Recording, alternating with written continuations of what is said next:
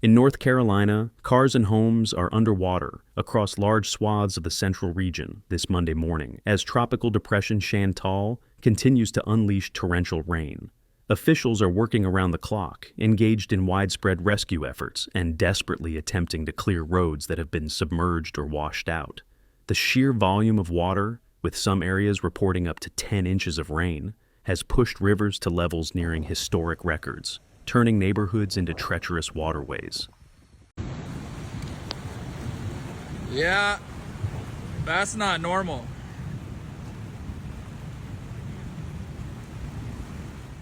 Chantal, which initiated its destructive path as a tropical storm making landfall early Sunday in South Carolina, has since transitioned into a tropical depression as it moved inland.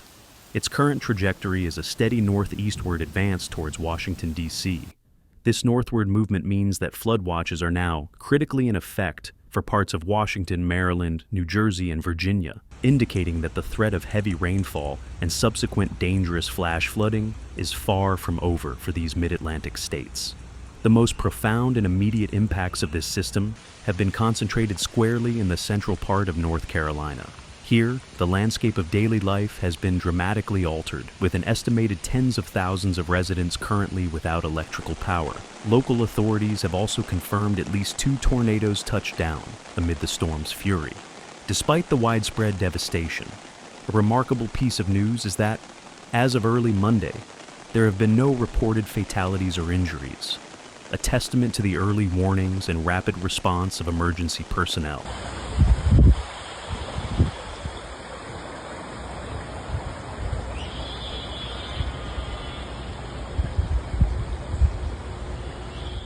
Orange County, which includes the heavily impacted area of Chapel Hill, proactively declared a state of emergency on Sunday night. A statement released by the county on social media indicated that numerous water rescues and evacuations are underway in low-lying areas, reflecting the urgent situation. Firefighters in Chapel Hill alone have been tirelessly active, completing more than 50 water rescues from Sunday evening through early Monday. The city also confirmed that more than 60 people have been displaced from their homes, forced to seek shelter elsewhere as their residences became uninhabitable. River levels have become a primary focus of concern for authorities. The Haw River, located just outside Burlington, North Carolina, approximately 60 miles northwest of Raleigh, experienced a dramatic swell overnight, reaching an alarming 32.5 feet. This measurement is chillingly close, just inches short, of the record set during Hurricane Fran in 1996, a formidable Category 3 hurricane that brought widespread destruction to North Carolina. The National Weather Service has issued a grave warning of major flooding for the area, and a significant section of Interstate 40 remains closed this morning due to impassable floodwaters, severely impacting regional transportation. Oh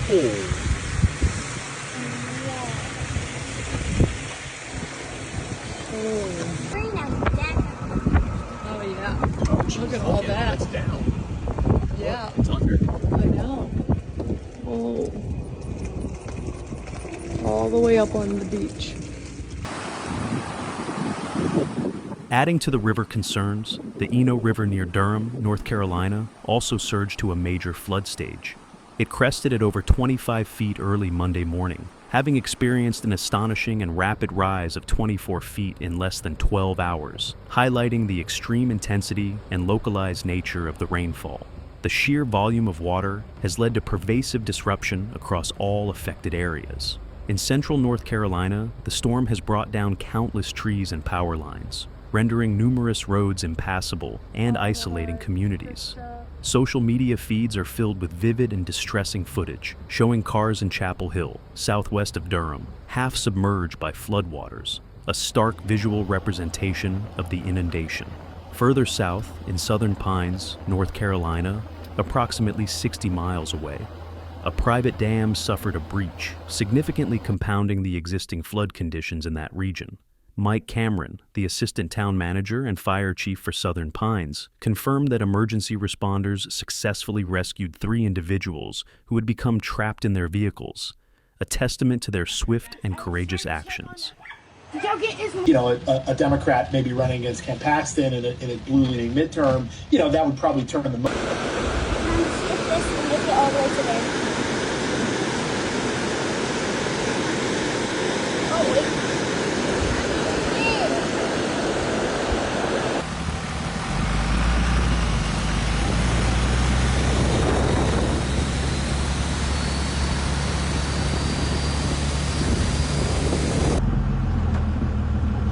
Only way I can get to it. Damn. The city of Mebane, which straddles both Orange and Alamance counties, issued a voluntary evacuation order late Sunday night. This critical decision was made as a precautionary measure due to serious concerns over the potential failure of the Lake Michael Dam. Furthermore, the city has reported that its water treatment plant has regrettably lost power, a critical infrastructure failure. Residents are being strongly urged to drastically reduce their water usage to conserve dwindling supplies. Across Alamance, Orange, and Durham counties, approximately 28,000 customers are currently without power this Monday morning, illustrating the broad and impactful scope of the utility disruptions.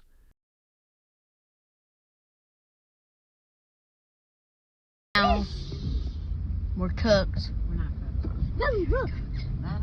Look at this. I know. That poor house.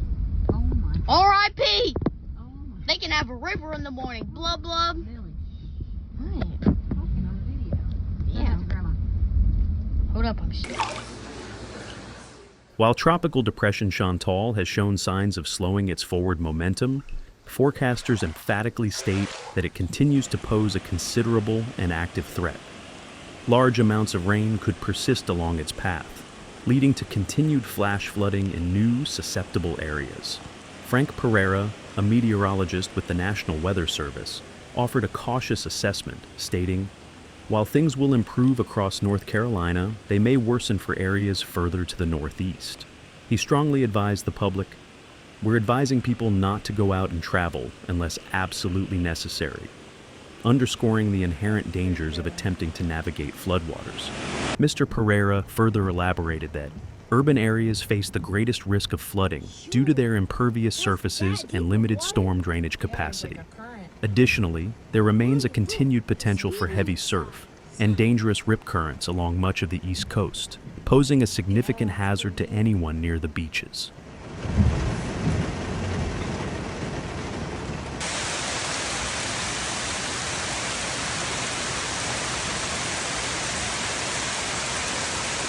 I'm gonna zoom in. The Atlantic hurricane season, which officially commenced on June 1st and extends through November 30th, has already seen considerable activity beyond Chantal. There have been two other named tropical storms this year: Andrea, which formed on June 24th and dissipated just a day later, and Barry, which developed in the Gulf of Mexico just off Mexico's coast on Sunday before making landfall that very night. In May, forecasters from the National Oceanic and Atmospheric Administration, NOAA, predicted an above-average hurricane season for this year, anticipating between 13 and 19 named storms. Historically, the most destructive storms typically emerge later in the summer months, suggesting that more significant threats could still be on the horizon. Climate experts have issued dire warnings that such intense storms, with the potential for more rapid intensification, are increasingly probable in a warming world.